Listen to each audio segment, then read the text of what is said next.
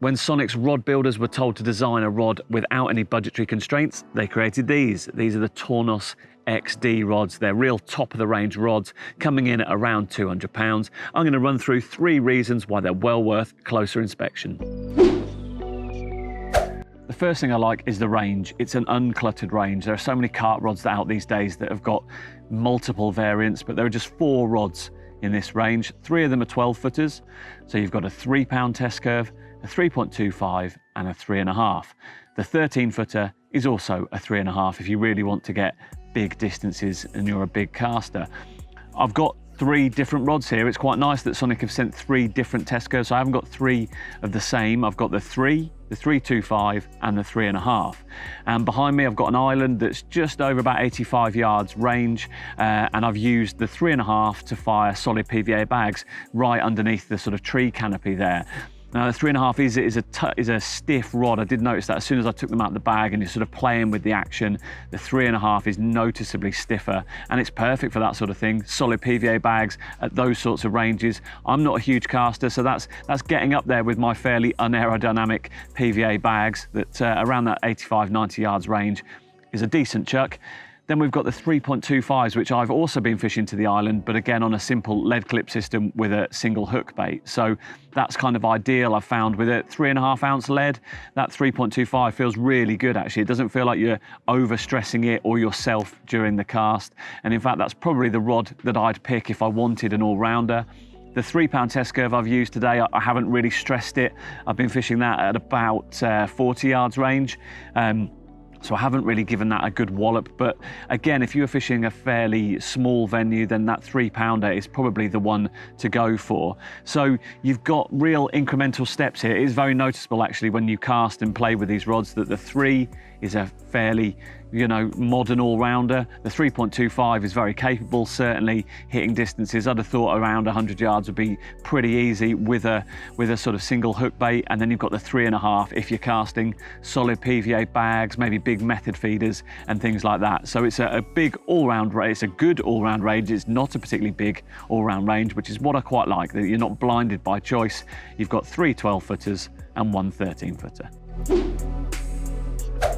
Let's talk about the blanks themselves next. Now these are constructed from Tournos Japanese carbon. Tournos are a Japanese manufacturer of carbon. They're well regarded in the world of sport. Generally they provide carbon for fishing rods, but also for golf clubs and tennis rackets too. So they're one of the best suppliers around. This has got a 1K carbon weave throughout, which is fairly rare. Most carp rods in the fairly mid-range budget are about 3K carbon weave. That's just a lighter carbon weave on the 1K.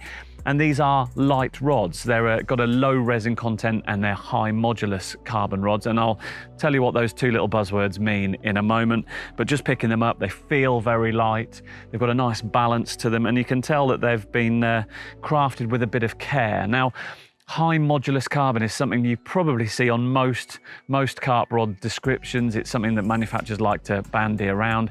Basically, modulus is a measure of elasticity, basically, and the higher that your modulus value is, then the stiffer the rods are, and they're also lighter the higher you get. Now, it's difficult to measure exactly with each manufacturer having slightly differing standards, but a high modulus carp rod will be a stiff rod and it will be a slightly lighter rod.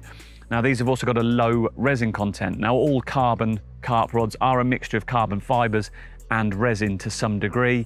If you have more carbon and less resin, then what you get is a lighter rod. Now the downside to perhaps both of those things is they might be a bit more fragile, so you have to pay a bit more due care and attention with them, but you're effectively getting like a stripped out racing car of a carp rod. So it's fast and light, and that's what, certainly in the 3.5-pound test curve model that I'm holding now, aids casting ability.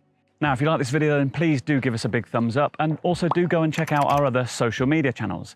In addition to that, we've now got CARPology competitions where from as little as 99p, you can stand the chance of winning some top-end fishing tackle.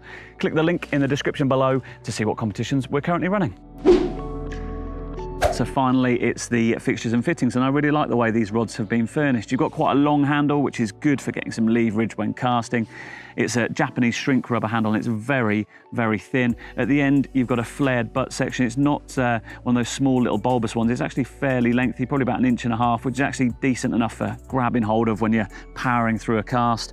You've got a 3K carbon weave reel seat there. That's a slightly chunkier carbon weave. And then you've got this lovely, quite finessed 1K carbon weave throughout the blank.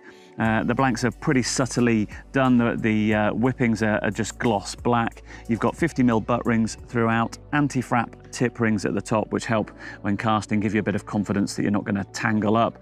And I was thinking that Sonik giving their designers no budgetary constraints with making these rods is a bit like a mass manufacturer of cars like Ford or Subaru going rallying with things like the Focus ST or the 𝘃𝗶𝗱𝗲𝗄. But when car manufacturers do that, then they tend to put massive wings on it and make it very clear that those are race cars. These are pretty subtle rods. The only sort of hint that these are range toppers are the two sort of gold bits that bookend the Tournos XD logo at the bottom. So very much in keeping with modern carp trends, nice and subtle. Until you pick them up, that's when you realize that these are pretty special rods, very lightweight, very good at casting. If it was up to me, I'd have the 3.25, and I think it would probably cover me for almost all of my fishing.